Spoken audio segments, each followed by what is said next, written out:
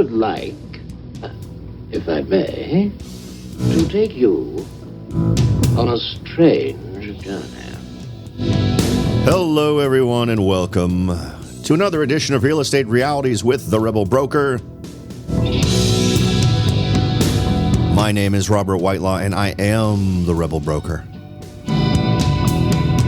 Licensed real estate broker in the state of California, member of the National Association of Realtors. But please, don't hold that against me. Welcome to the end of the week, everybody. Today is Friday, August 26th, 2016.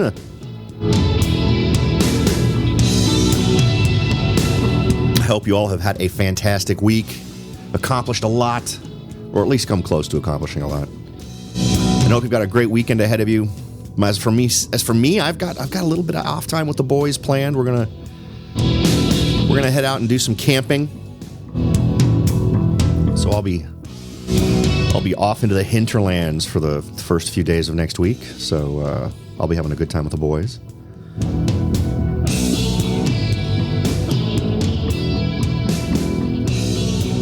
As always, the best way to get in contact with me is through the website at www.therebelbroker.com. Just click on Contact the Rebel Broker, and you'll go to the contact page, and you can send along any ideas, suggestions, observations, or questions that you might have, and I will be happy to reply as soon as possible. We've got a few little interesting tidbits this week to sort of round out the show. The first one that kind of jumped out at me today was a judge's decision. And, obviously there's tons of different angles to this, but I think it reflects kind of the mindset that we're dealing with here. Now, this is from Sacramento.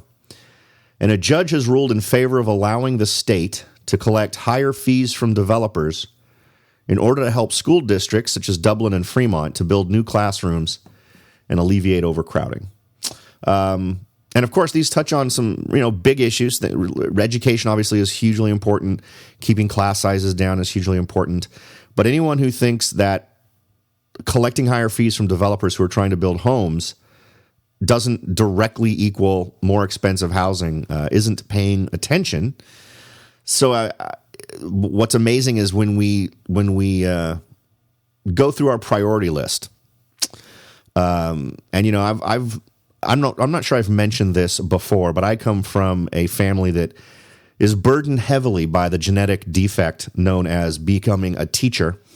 My mom was a teacher forever. My sisters are teachers. My brother's a teacher. I taught for a little while. I went through the teacher credentialing program here in California. I never actually wrapped it up to the point where I became a full-time teacher. I did my student teaching. So from their experience, and I've had lots of experience with school administrators, and I have to tell you that the reality is that there's other things that could absolutely be done within the system to make that process better. But I guess, and without getting into education policy, I think what's concerning is the perception of priority, and that the idea wasn't, housing and having a roof over your head are huge deals in California, particularly in these areas where they're talking about. And education is a super high priority.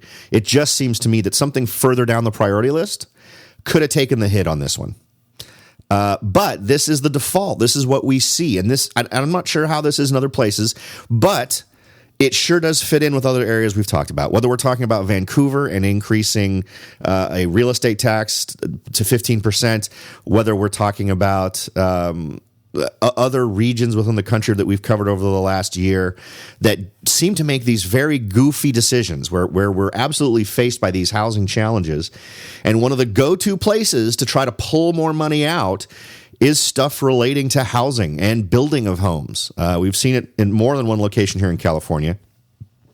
There are some areas, and remember, we've already covered articles where some of the top challenges described by builders, and the reason why they can't build affordable homes is because of all of these assessments and taxes and regulations that force them to spend these ridiculous amount of monies. And in many cases, this stuff kind of sounds like just outright gouging on the part of the government, where there are areas in LA, for instance, that we talked about a few months ago, where for every home you want to build, you have to pay the county or the city $100,000. We're not talking about permits. We're not talking about the regular process. We are simply talking about we're just going to charge you $100,000 per house just because we can. And of course, that just gets translated right down to the buyer. So it's this idea it's this skewed policy mindset that sets the stage for making things even worse. I share these things to make you aware of it, but I'm willing to bet that while I'm talking about this in the Bay Area and while this is a California thing, this is something I'm sure is being repeated across the country. And it's frustrating, and it indicates not really understanding how priorities work. As I mentioned, everybody's complaining about how hard it is to buy a home, how expensive it is to buy a home, and then these folks in charge make it harder for folks to even participate in what's going on right now. So that's all. That's for me. That's super frustrating, and I never quite get how these folks, the exact same folks who screamed and yelled that this higher developer fee should be a thing, are frequently the same people that are screaming about how unaffordable homes are for average folks, and they don't seem to understand. There's no sense of irony there, that they're also contributing to what's making homes so expensive here. Next on my list of stuff to hit, and this, I've got two more left. I've got a couple of interesting things I wanted to hit. Now, one, we're going to talk about how to make your offer on your next home stand out. These are some suggestions from Realty Times. And of course, like always, we'll give you what they say, and then I'll try to spread a little bit more of my mojo on top of it to help you push it forward. And like so many of these frequently are, they're kind of unrealistic. It sounds like it's written by somebody who isn't really in this business, or maybe from a different area. Maybe these are things that are happening or still happening in some areas or possible in some areas. But a lot of these are ones we've talked about before, but it's always good to refresh ourselves on how to make our offers look as good as possible, particularly when we're in a marketplace where it can be so competitive before anyone even starts getting into a contract. It's competitive just to get someone to even look at your contract and make a decision. So it can be crazy in some areas. So this should be some helpful info. And also, we'll talk about this in the context also of dealing with what are frequently more challenged offers. For instance, veterans loans involved in contracts can often be scary. And we'll talk about how to mitigate that as well in the context of making your deal look like the best in the bunch. Now, the other thing I wanted to cover here today was kind of an interesting side look at the fact that when you're buying a home or when you're selling your home, one of the major things that you should be aware of is the quality of the school district that the property is located in. Now, we've talked about this before, where the suggestion I made was that even if you have no children, have no intention of having children, I suggest you be aware of the quality of the schools in the area where you're buying a property. Simply because just like you wouldn't want to buy a home in a demilitarized zone or where no one takes care of their homes and there's all these things relating to the location that make it less desirable, whether or not there's a good school that services that particular location is a big feature that you don't have any control out of, but can absolutely have an effect on who in the future would want to buy that property. And how do we know these things, right? People are using all these different tools on the internet to figure out what schools service a home, but they're also looking to find out how that school's rated. So greatschools.org is a great example of an app that I think probably most buyers have on their phone. And when they are out shopping for a house, if schools are a priority for them, they've got that app out and they're looking for the ratings of the local schools. And I'm going to suggest that anybody out there who's looking to buy a home be at least aware of it, so that when you're moving into this process, you can assure yourself that you're checking off that checkbox, so that when you decide to sell this home down the road, you're going to get the best return possible. But the next question is, well, that changes, right? The quality of schools can fluctuate. That's absolutely true. Now, it does tend to remain at least in the vicinity of good. If it starts out good, it usually doesn't go from outstanding to horrible. Although over a long period of time, I guess there's no guarantees either direction. But what we're going to focus on today with this article from Housing Wire is areas across the country that have seen the top 10 greatest levels of improvement. So what do we want to take from this? What's the payoff for this information?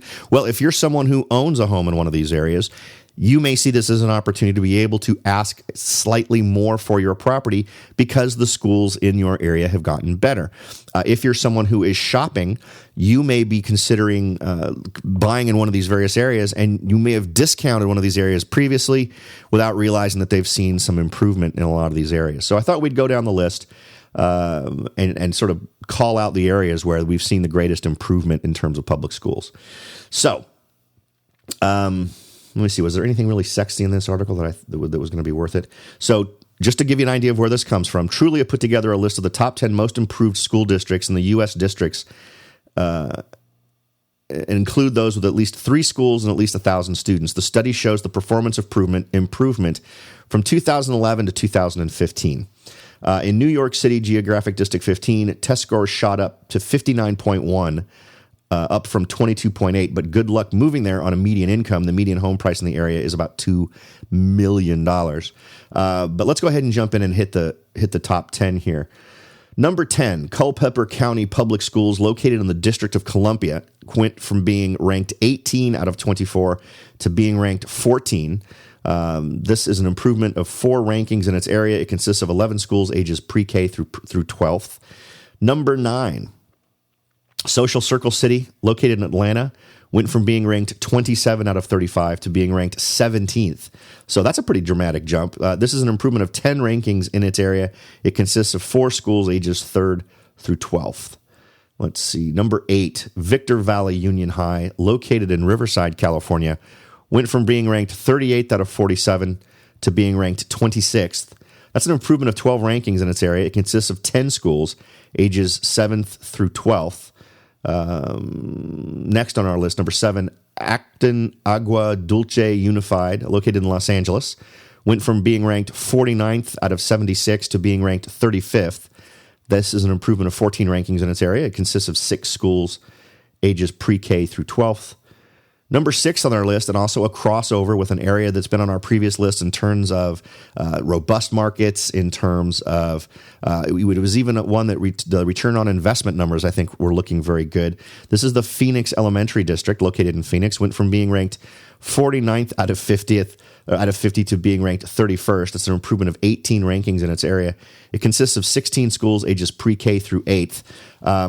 So, and this is an area where I think this is something that could absolutely have a bigger impact, simply because we're starting to see Phoenix becoming much more of a popular destination for folks to purchase. I've had a few sellers here in this area that tell me that's where they're going when they're moving, along with some other places. Texas, Austin, Texas has been a big one on the list, and also Denver, Colorado has been a big one on the list. And we've also had folks calling out Seattle. So if you're looking for a crossover between areas where you're likely to gain a little bit of value because of improving schools and also because of simply more demand in these various areas, it probably would be worth your time, if Phoenix is on your radar at all, to kind of check those 2 things out and look for those areas where those 2 things are happening, where folks are looking to go and schools are starting to improve. Number 5 on the list, Mansfield Independent School District, located in Dallas, went from being ranked 47 out of 61 to being ranked 22nd. This is an improvement of 25 rankings in its area. It consists of 43 schools, ages pre-K through 12th. Number 4 on the list, Niños Charter School, located in Houston, went from being ranked 48 out of 56 to being ranked 22nd. It's an improvement of 26 rankings in its area. It consists of 3 schools, ages pre-K through 8th.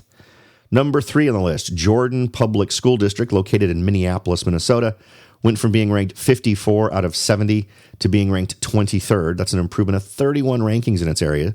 It consists of 4 schools, ages pre-K through 12. And that's a pretty dramatic change. I mean, with some of these areas, we're seeing some pretty amazing improvements in various areas. But I tell you, when you see that big of a difference just across 4 years, and remember, the average in the olden days used to be 3 to 5 years was the turnaround time. So these are areas where some folks could have jumped in to their marketplaces thinking I'm going to do great, right? This is the school I'm at is looking good. And then an area like this could have leapfrogged it. So it's interesting how this can possibly evolve. All right. Next on our list, number 2, Community High School District located in Chicago went from being ranked 102 out of 114 to being ranked 61st. That's an improvement of 41 rankings in its area. It consists of 4 schools, ages 9 through 12th. And finally, number 1 on the list, New York City Geographic District, located in New York City, went from being ranked number 160 out of 181 to being ranked 82nd. This is an improvement of 78 rankings in its area. It consists of 47 schools, ages pre-K through 12th. So take advantage of this. If you own a property in one of these areas that's served by these areas, by these schools that have seen such a big jump, absolutely wrap that into the assessment you're doing on your property to determine its desirability. If you have seen schools increase in quality in terms of their rankings, that's absolutely something that's going to be a selling point for your home and make it more desirable for folks for whom that is important, which tends to be a pretty good chunk of buyers. And if you're looking at buying, look for that kind of mobility in the schools that are ranked in those areas. Now, it may be a little bit late for really leveraging this on the purchasing side, since these are obviously rankings that have already come out, but it can definitely guide you into areas that you should be considering that maybe historically you weren't in your areas because you always consider those areas served by less competent schools.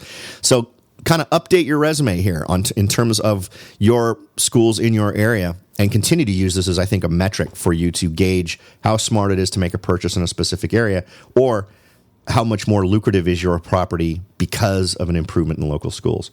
Now, we're going to go ahead and jump into the topic today of how to make your offer as attractive as it possibly can be, or to make it stand out as much as possible. But before we do that, we're going to take a quick break, so don't go anywhere. We'll be right back. Are you ready to jump in and start your search for your first investment property? Maybe you've decided that it's time to own your own home, or maybe you're ready to sell your home and move on to something new.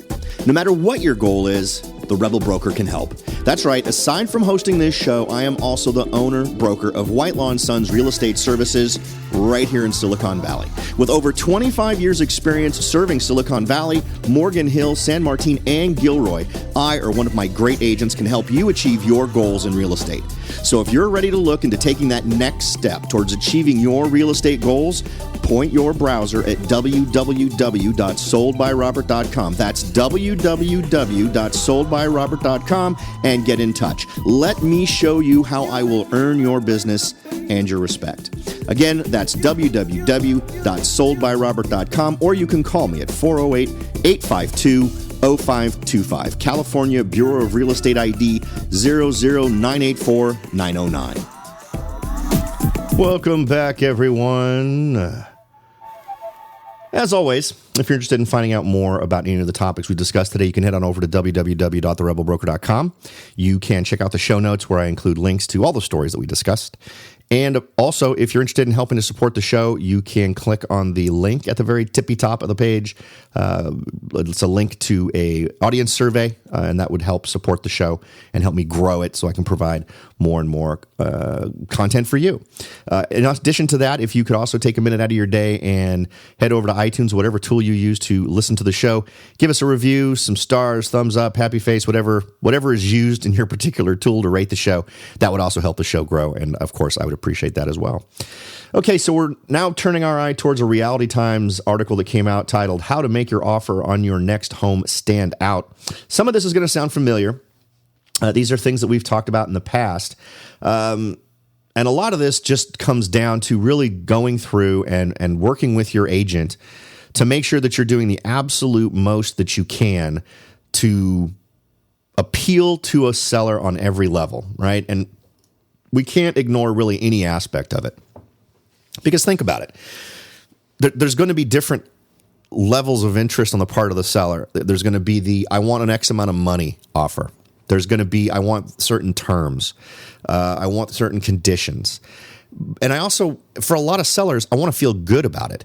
So if you're just dropping the contract into their inbox via email, you're probably not giving yourself the best possible chance of success that you could otherwise give yourself with just a little bit more attention. So let's go through.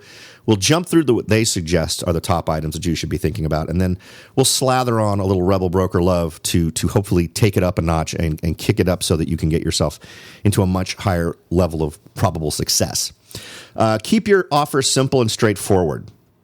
Now, this is a good one. It can also cover an awful lot of bases. This is a very simple point that can cover an awful lot of complex things.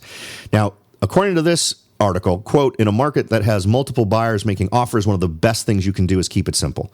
That doesn't mean you have to neglect important things that you want in the offer. However, it does mean that you should not get caught up in smaller issues that could become huge issues for no apparent valid reason. For instance, a minor repair might be worth fixing yourself as opposed to putting it in the offer as a repair demand. So what you're looking for here is, as it states, simplicity, but you're also looking for sort of conveying a sense of commitment on your part, that you're not just throwing offers out there or being haphazard about the way you do it. So I know here in California, and this, you'll need to figure out how this applies to your local area, you're not on the hook for more than 3% of the purchase price in terms of funds that you would lose if you back out of the deal for no good reason. And you need to make sure and understand that there's two different ways that a transaction ends once you get into contract.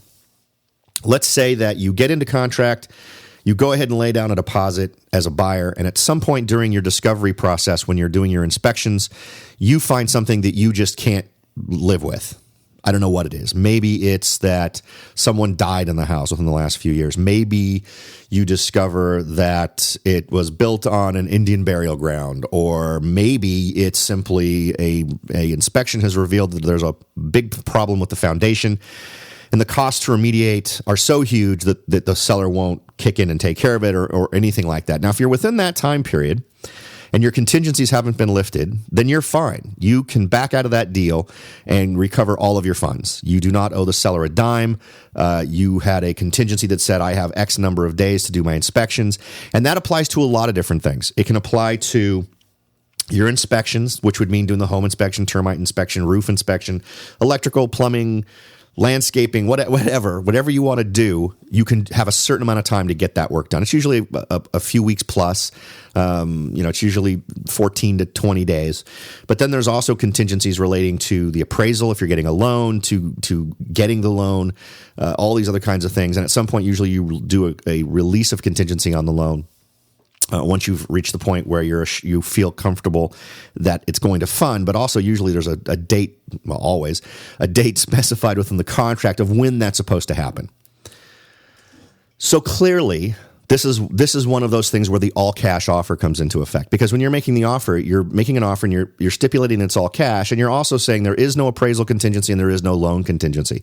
So those are two contingencies that you don't have to be worrying about in terms of the seller.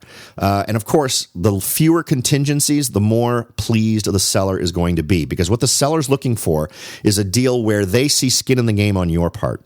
So now here's an example of an instance where you may not be able to do all cash, but you could really go a long way towards making your offer look more desirable than the others. Let's say you go, and this happens fairly frequently in California. Let's say that you have found a property and there's already an existing termite report and home inspection that have already been done. They're both still valid. They've all been done within, say, the last few weeks, so they're not months old. And they look good to you. You don't see any issues with them. You're fine with what's mentioned. There's a few small issues, because you know what? There's always a few small issues. I'm in escrow on a house right now that was only built 3 years ago, and there were 3 super small issues found, which basically require a visit to Home Depot and an hour on a Saturday to take care of.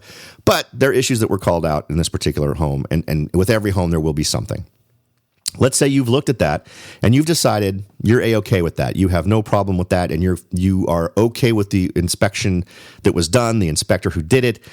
You and your agent perhaps discuss it and decide, yeah, you know what, we're happy with all that. So when writing your offer, one way to make it stand out is going to not have a inspection contingency, to not have a buyer inspection period.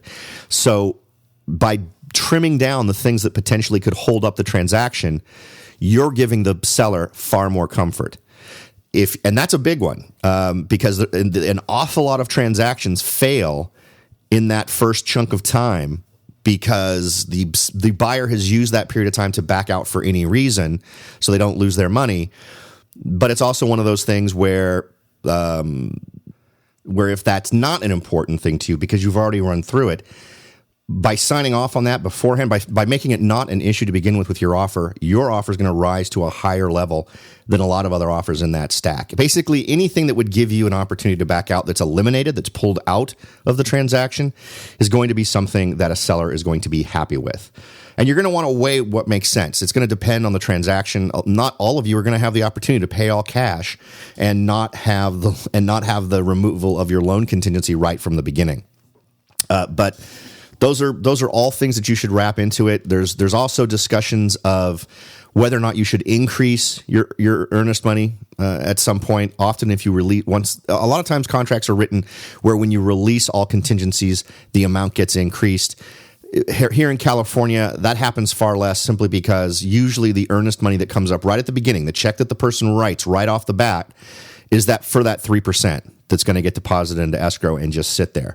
So that way, the buyer here in California is communicating to that seller, I have now put in play the highest amount I could lose. And let me translate what that actually means. Let's say that you did go into a transaction. At some point, you released all contingencies. Your offer got accepted. You released all contingencies, and you backed out of that transaction. Well, without any contingencies to protect you, you back out simply because you decided you don't want to finish the deal. Then you would potentially have to lose that entire 3% deposit. Usually, if it's some, I've never had that happen. I've never had one of my clients in a position where they had to back out. I have been on the seller's side where a buyer had to back out, and in that particular circumstance, it was a tragic situation where it was a married couple and one of the two parties had died. So there's actually already legal elements involved when one of the parties to a contract dies.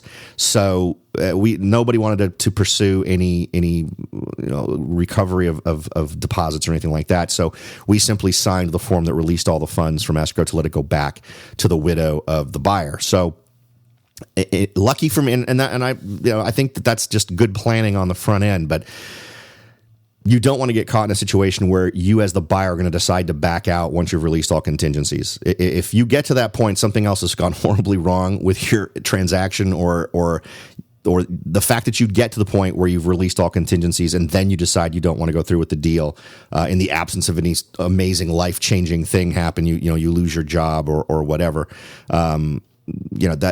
That's something else you need to deal with. But that in California would be the most you could potentially lose would be that 3%. 3% or the amount of deposit you have in escrow, which is kind of whichever is higher is sort of the way that gets measured. With the max being 3%. I don't want to mislead you to thinking if you had 10%, you'd lose that entire 10%. You'd get the rest of that 7% back. Okay, so how you construct the offer. Simple, fewer contingencies, or the few as possible. If there are issues that you really, really feel like you need to point out, if you know it's going to be a competitive environment for your purchase or for your offer, I strongly encourage you to not ask for a lot of stuff.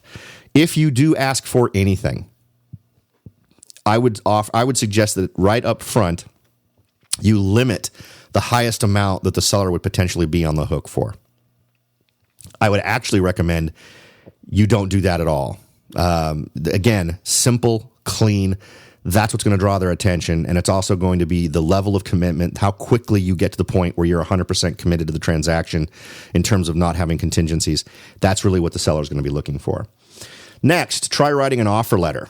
I do this with every transaction. If I'm presenting a offer to a seller, I'm always writing an offer letter. And I think what you need to do is, this is your opportunity to do a couple of things. One, if there's anything weird in your offer, always assume that if you ask for something to be included that's normally a piece of personal property, if you ask for a weird thing, if there is any, for every option you've selected that you think might be interpreted in a negative way, and assume it will be, Assume anything that's not absolutely crystal clear in their contract. Assume it will be interpreted as a bad thing, whether as an insult or whatever. So think of your offer letter as an opportunity to make absolutely clear how much you love this house, how much you want to live in it, and I am not above totally exploiting anything about my buyers. If my buyers have children, you can bet that there's going to be pictures included in that cover letter that goes with the offer. If they are veterans, you can bet I am going to be leveraging off of that. Usually that means a picture of them in their dress blues or in their BDUs. In deployment or at work. I have a great couple of clients who I've worked with over the past few months. One was a nurse in the Navy, and so I had great shots of her and her little girl, and they're going to start their family. And this was the appeal in the letter. So it was a great thing, and I included it. And with what's great about most word processors now is you can include pictures very easily. So even if you can't physically be there, if you're not able to actually present this in person, you can put a lot of personal items into these letters that are really going to make your offer maybe not the financial favorite, but the emotional favorite. And do not underestimate the power of being the emotional favorite. And just make sure you're putting something together. And I want to make sure to draw distinctions here. While I pull out all the stops in terms of putting these letters together, every single word of it needs to be true. Do not lie. Do not allow your buyers to lie through you in these letters. Nothing would stink more, and because these are the types of, this is the scenario that could potentially come up. If someone claims to be a veteran who isn't, or if someone is a veteran but claims things about their past that are incorrect, if it so happens that I'm making this offer to someone who was in the military or currently has relatives in the military who may have served in a similar capacity or in a similar discipline within the military, they're going to spot that kind of stuff fast. So there's absolutely a high bar here in terms of not lying, absolutely pushing everything that you've got in that's works to your advantage, but don't pad it. The potential downside is too great, and it's just not something that's worth doing. Have I ever had a problem with this? No, but I have heard stories of folks who have gone down this route, and it has turned around and bitten them to the point where they didn't end up getting the deal because they felt that the honesty of the folks involved was not to a high enough level to be considered to be considered useful enough to be included in the transaction, let's say. So, and that's my byword is always be absolutely honest, but absolutely show the best you've got and use this offer letter as an opportunity to do that. Because remember, typically the way the situation works these days is no one sees you in person. No one gets to meet anyone. If you're in a multiple offer situation, this is a situation where someone's going to sit down. They're going to look at a stack of different offers, oftentimes not even handle the papers themselves. They're going to be looking at the paper on PDF. But the one thing that tends to get printed out, or at least handed to the seller in some way, are those cover letters. So use that as an opportunity to talk about how much, and usually you should have your real estate agent write this describing you. It shouldn't be a letter directly from you. Unless you really, really want to do that. You want to make a personal appeal. And when you do that, this is a little tougher, but I would suggest that you actually write a letter in hand, in your own handwriting, to include with your agent's cover letter. And what you want your cover letter to be by your agent to be the one that really calls you out and points out the wonderful things about your family or the wonderful things about you and whoever else is involved in the transaction, to try to make that personal connection, because you just can't do it any other way by simply having them read your contract. Next that they point out, and this is one I've pointed out in the past as well, is personal delivery. This one is really tough to do. I love presenting offers in person. One of the reasons why I think I love it so much is because so many agents absolutely don't want to do it. And I know in the olden days, the opportunity to do this was very easy. I simply just said, hey, how about if we do this in person, I'll come in and we can do it. And literally I'd sit at a table, there would be the seller across the table from me and their agent would be sitting on their side of the table as well. And I could run through, and I know I'm not being horribly modest here, but I felt like I was awesome in those situations. I felt like I could really help the sellers get to know my folks personally. I never usually had my buyers actually with me in the room. That usually didn't work as well. And I can't even think of a time when I actually did that. But I usually had them outside. They would be outside waiting for the word on what happened inside. But if you can arrange it, I think this is a great old school way to present your offer. The problem you're going to be faced with is almost no sellers even want to do that anymore. I bring it up in every transaction. Would it be possible for me to present this offer from my buyers in person? No, we've got too many to review. We've got to get through them. My seller doesn't have the time. And so it ends up getting short-circuited. I always still ask, but this kind of thing in terms of how the business has evolved to where agents and sellers really don't want to see you, they just want to see your paperwork, simply brings more attention to how important that offer letter is. And anytime I'm selling a place, and this reminds me of a place I sold just a couple of months ago, it amazes me how few agents do the offer letter. And the last transaction I did, I honestly believe that for my clients, the offer letter was what made them decide on the offer that they decided on. So do not underestimate the power of an offer letter. A lot of us are very rational folks. You know, when we've had conversations about decisions I think you should make if you're investing in real estate, it's been all about the math. It's all about the numbers, right? Simply plug these numbers in, and if you get a green number out at the end, great. If you get a red number out at the end, don't do it. It's just math. This is not math. For a lot of folks who are selling their homes, there's a very emotional element to it. Even folks who wouldn't admit it, there is still a very emotional element, particularly with folks who've raised families in their homes. The kids were raised there and they've now all moved out and gone on to do their own thing. There's a lot of emotional attachment to that. I'm convinced that's how I got the house I'm in right now. And I unashamedly pumped my offer with a cover letter that included pictures of my blonde-haired little kids, my twins, playing, and how we were going to be starting a new family here and how excited we were to be part of this school district. And, did I lay it on thick? Absolutely. Were we in a multiple offer situation? You bet we were. Was this way back in 2004, 2005 when things were going nuts? Yeah, it was.